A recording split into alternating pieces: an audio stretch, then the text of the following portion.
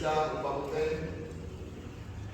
Ngibingelele kwi-executive ye-BMC e-Natal Coastal. Ngibingelele kuma-executive wonke amasekethe akhona, ama-BMC members wonke. Ngiyabingelele kabalele ihlelo kufeli nomvukeli wethu uJesu Kristu. Amen. Amen. MCSA.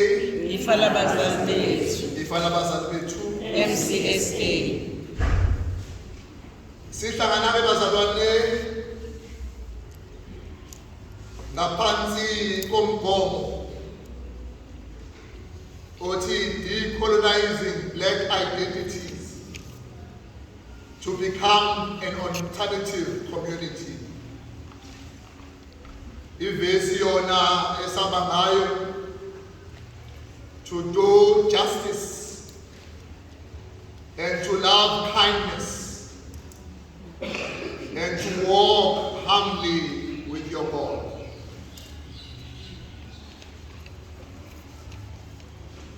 Ama key words kule theme decolonization, black identities, and nale esi omitayo kakhulu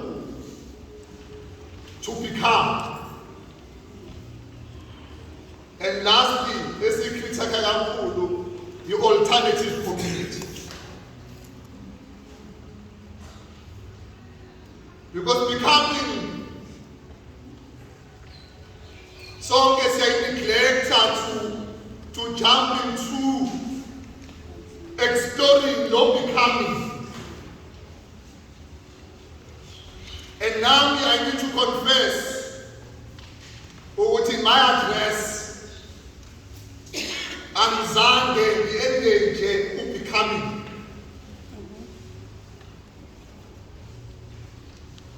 And we need to understand, bazalwane, when we talk about decolonization,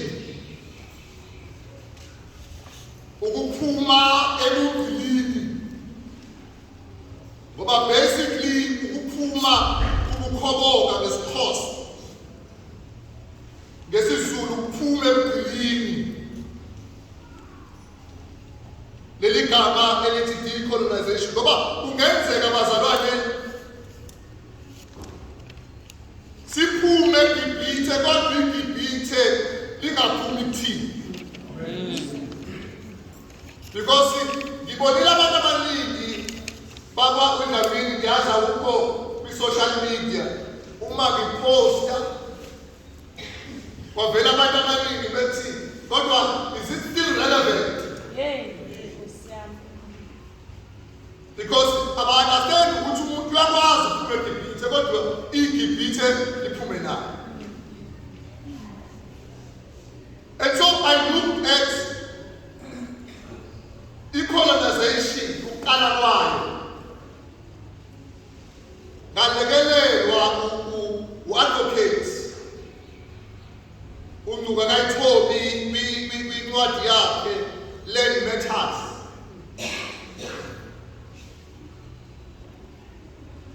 Uthi lo mmeli odumile uthi ukufika kukaYan van Riebeeck in 1652 we came upon ukufika kwabamhlophe kokuqala.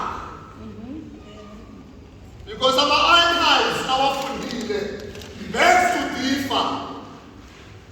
Because we've been told ukuthi uYan van Riebeeck uqala ukufika kodwa uyaphika uthi babekade befika abanye, the Spanish, the Portuguese zasifika, the English babekade befika. And so God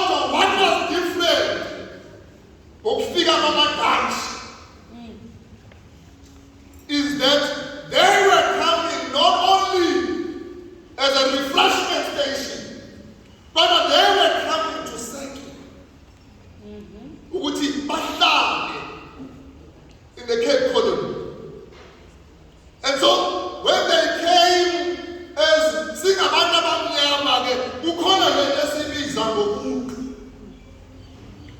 Sabenzela ubuntu ngoba the Spanish sibenzela ubuntu. The Portuguese the Portuguese nabo bebefika nabo sibenzela umusa sibanike imfuyo bakhele izimvu bakhele inkomo baphinde futhi baqhubeke nohambo lwabo. But this time Dutch were preparing to stay. Uthi ke uMekhaza umngwakayithobi, then they gave izimvu for these people to slaughter and eat because they were hungry. You can't put a sheep on a boat or on a ship. So they depended uma befika in the Cape ukuthi bathole lo Musa ngoba sebezwile ukuthi labantu base Africa banomusa banobuntu. And then they decided to stay. So when they gave them cattle, bakhele, and then they realized ukuthi these people are not going. These people are prepared to stay. There is a quotation here, bazalwane ngiyithandayo, ethi givers must know their limits because takers don't. Because they kept on asking for more, and even when they were doing what we call the barter system, bebanika ama bracelets. One of the coins ekade ikwazile ukuya eEngland yathi uma iwabuka lama bracelets yathi they are not worthy ukuthi sibanike i-livestock bona basinike lama bracelets because they were fake. And so they kept on taking and taking. It's a quotation engiyifundile. The first time you give someone something for free, umnika i-appreciation yena, umnika i-appreciation back, ukhiyethela i-appreciation. The second time you give something for free to someone, ukhiyethela i-anticipation. The third time unika someone something who created an expectation. The fourth time who needed someone something for free who created the entitlement. But the fifth time umnika umuntu something for free who created independence. But the sixth time eza kuwe ungamniki something created resentment, the hatred. So when when these settlers came, but created resentment, the hatred, because Pastor Funi izinto for free. And so the first decolonization, it was over economy. Because inkomo nezimvu for poisoned people, it was not just izinto ezilula, it was a commodity that represented economy. So the first thing when we speak of decolonization, kumele ma-PMC amahle sithi mesihlangana sikhulume nge-economy. Singangeni la siphume singenawo ama-ideas ngoba imali bazalwane, i-wealth is about ideas. And so the first part that was colonized before bamuvele kumhlaba, it was an issue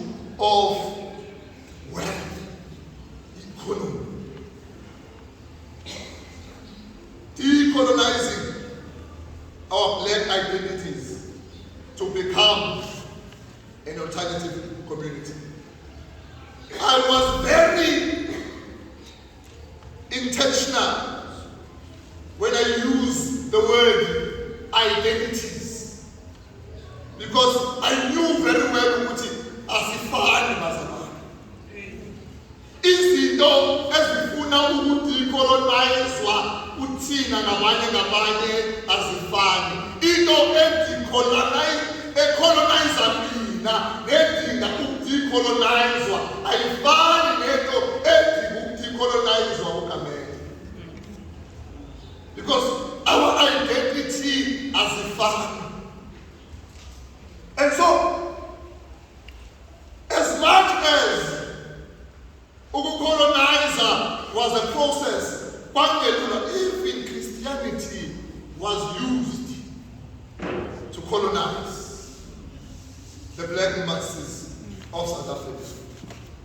So, the process of Anna to colonize our mind, our economy, our land, and our belief system, into was ukuphika izinto zabantu abamnyama nokurhoxiswa kwazo. I-lifestyle yashintsha. Uthi uSimanga uma echaza kuProfessor Simanga Khumalo uthi at some point abantu abamnyama babekhonza kodwa babengadingi indonga to worship God. Kodwa emakhayeni abo, the man of the house used to be the one. This was the social media. So what is the word of the day? Because ubaba umuzi bamoye nokhipha igama elakho umuzi izwi laliphuma nobaba wekhaya. Before colonization, zingekho indonga ezayidinga ukurentelwa nokurenovatwa edinga nombani. Kodwa it was our household, an altar for worship. So kwahoxiswa lezo zinto zabantu abamnyama. Okwesibili, istep abasithatha for colonization, it was to destroy, kubhujiswe yonke into that represented blackness. Yadestroywa, yaphela amasiko nabo bonke kwaphela because they were in the process. Eyesithathu was to belittle and insult izinto. Kuthi nabantu abamnyama leader asale ngodokotela bafundiswe e-medical school terms zokuthi umuntu oyinyanga is a witch, because they were trying to colonize the minds of the elite, because no still number othatha ingane yakhe ayise in a medicine school of medicine, but it was the elite. So if we can colonize the elite, we can colonize the rest of the black indigenous people. So when they saw ukuthi lezi zinto kuneyinsika engasuki kubantu abamnyama omalobolo nabo bonke, then they venerated those things. Waze kwafika nosomthiwu bathi umuntu elotsholwa kumele izinkomo alotsholwa ngazo sibe ngaka. Eregulated umuntu omnyama ngoba uyabona lisiko alisuki. Then bangenelela and regulated isiko lokulobola. And then step number 5, ukuguqulwa nokuqhashazwa kwabantu abamnyama. But it is the process to decolonize our minds, our belief system, our land, our economy. It is the process. The process ithi kuqala kumele sizithole kabusha. We need to rediscover ukuthi singobani. awukwazi ukufuna ukuya somewhere ungazazi ukuthi usukaphi ungubani. So it is very important. Part of umsebenzi we-BMC ukuthi kubantu abamnyama wena ungubani as umuntu omnyama. So it cannot be irrelevant ukuba khona we-BMC, because uba khona we-BMC kusho ukuthi sikhumbuzana sodwa ukuthi singubani. Okwesibili, if singena kwi-process of decolonization, kusho ukuthi sikhalela izinto. We need to go through a process of lamenting and mourning for izinto ezisilahlekele. Because uthi uNkulunkulu mekhuluma noMoses umezwa kakhulu uthi ngikubonile ukukhala kwakho.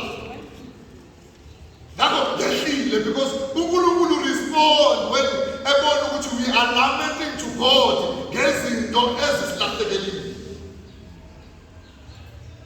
And okwesithathu, let us dream. Asiphuphe nge-MCSA engcono, nge-BMC engcono. Let us have a vision of i-BMC engcono. And so when we dream, sizofana no-Isaiah. Athi u-Isaiah uma niphupha no-Israyeli athi azikho ikhali ezilungiselwe mina ezo. When you dream of the new Jerusalem, then no weapon formed against you shall be able to prosper, because you have a dream of a better MCSA. Okwokugcina akusizi ukuphupha, akusizi ukukhala, akusizi nokuyithola kabusha, kodwa okokugcina is to take action. Is to take action. Sifana njengalo mzalo lo wacela intwana ukuyovusa izindonga zeJerusalem, because kufika kuyena ukuthi ziwile indonga zeJerusalem. Kodwa if I stay here ziloqhubeka ziwe, kodwa I need to take action ukuze ngithathe lamatshe aphathasekile ngiphinde ngithi rebuild indonga zeJerusalem. So when we speak of the black identities, sikhuluma ngani? They are positive black identities, and they are negative black identities. Yabona kukhona igroup esike sahamba le leaders ayibiza ngama-coconut, because abantwana bethu laba sibathathile sababisa kuma-private schools. So uma bekhuluma nogogo endlini nogogo responde ngesilungu, ngoba laba abantwana abahlukile, they have a different identity. Abafani nathi, because bona they experience liberation, kodwa le liberation yabo yabenza ba-colonized ngesilungu. Sababiza thina ngamakhulu kube khona le-identity njengoba sasikhulekile esibiza baba ubishop ama-entrepreneurs labazalwane abaphila impilo ehlukile kunethu, because they are constantly receiving ama-tenders. They are living a wealthy life, but they are black. Njengam now, i-identity form yabantu esinabo in our community. But we realized ukuthi the more people are getting richer, the more abanye remain poor. And we realized ukuthi phakathi abantu abamnyama, black people are living poor side by side as if nothing is wrong. Because we sit here, sihlangane, BMC, amanye ama-entities, we never speak and have programs about how to leave generational wealth for abantwana bethu. How to start a business. Ahlala umuntu leader for 20 years ene-degree engasebenzi angakwazi ukuqala ibhizinisi akulo angene ecaweni aphume sicula siyadumisa naye ahambe bonke convention. No one tells him or her how to start a business. Because our education system ikwenza uphume yoqashwa. Ayikufundisa ukuthi you can start your own business. And so these are identities. As now, these are the elite and the poor black people as now in our context.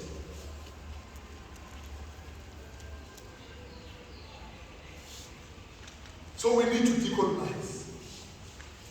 We need to decolonize our minds, our economy, our land, our belief system. I don't want to talk about law because ngihlala nomuntu we-law. But ngiyakulalele kwi-debates awalalelayo ukuthi sisebude because sisasebenzisa even nakwi-justice system umthetho o-importing wangaphandle. And once waqala as an advocate, as a judge, wakhuluma ukuthi we need to decolonize our justice system. Kusetshenziswe umthetho wabantu abamnyama because we are in Africa. The Lord Judge will lose the title because we need to decolonize our minds. And so, in closing, bazalwane, akhona ama-identities.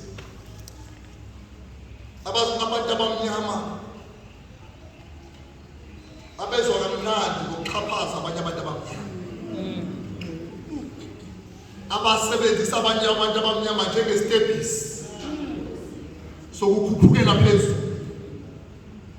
Basakhona abantu abamnyama abanjalo.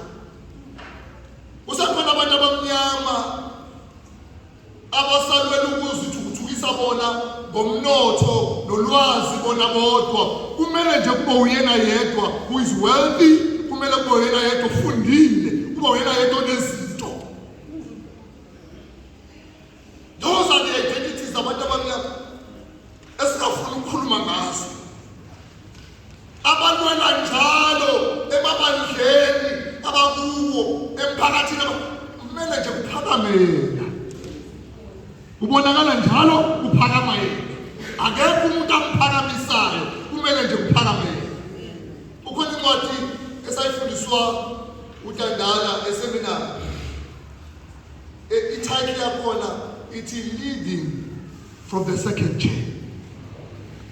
Ngamanye amagama, you don't have to be ukuthi ube phambili to lead. Uyakwazi ukuleada noma ungemuva. And so there is that group yabantu. Ukhona abantu othi wakumbeka umuntu omnyama wakumbeka esihlalweni. Uthi uyi-resident minister uthi ngingake ngithole nje i-invitation ngiphume. Because lesihlalo losi nomzalo nabeke kusona njengomongameli akuhlaleki kunesekethe. Because wambeka esihlalweni nje umuntu omnyama. Kuyazwakala. Kuyazwakala ukuthi ukhona umuntu okhona. Ukhona kuma-identity zethu esingawathandi. Abazalwane abathi noma umfuthu umsibi sisibone isimilo sakhe ukuthi lesi similo singathatha nekhona. Kodwa bathule bakushayela izandla uyongena wena. Ngoba abafuni ukulungisa. They are just there. Ingabe indawo ekhona iwe ibandla iwe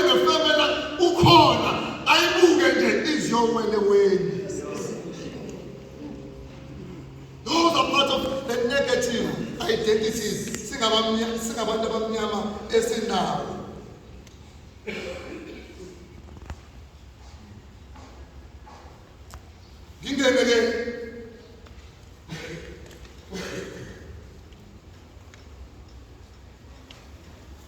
ulama benzo kuhle bakhona abasabanga ubuntu athi umuntu menza into athi mfundisi naku uyanikela kodwa ngiyacela nje lami igama ungalivezi ngoba nginikela from the heart. Abathi uma ebona umntwana ekhule enkonzweni ambize athi mntanami ngiyasibona isiphiwe sikuwo kodwa ngiyacela uzuka phakama ngoba lento kuwe inkulu kunawe. Abantu abakwaziyo to guide, abantu abakwaziyo ukuthi you can start your own business, I will coach you because I see something in you. Abantu who strive athe obekhuluma izolo for ethical leadership, ukulida umuntu abe ne-moral character, into eshodayo ebandleni lethu. So ilokho bazalwane, to decolonize our minds, our economy, our land, our belief system, kumele sibheke lezi zinto and understand bazalwane. Kubalulekile to understand ukuthi kukhona abantu abakwi-process le-leader. Ngiyathanda ukuba ngumthisha. Kukhona abantu who are still becoming. Becoming is a present continuous tense. Don't judge uqede ngomuntu kanti umuntu is still under construction. Kukhona abantu uNkulunkulu angakaqedi ngabo. Ungathathi izigqibo because this person is becoming like a caterpillar. Usayilava, usazoba i-caterpillar. Usaphume kwiqanda wena usuyamjaja. Kodwa I want to present in Bishop ukuthi there are people who are becoming. We need to understand ukuthi there is a group yabantu ababheke kwi-alternative community abakafiki, they are becoming. So we need to understand that there is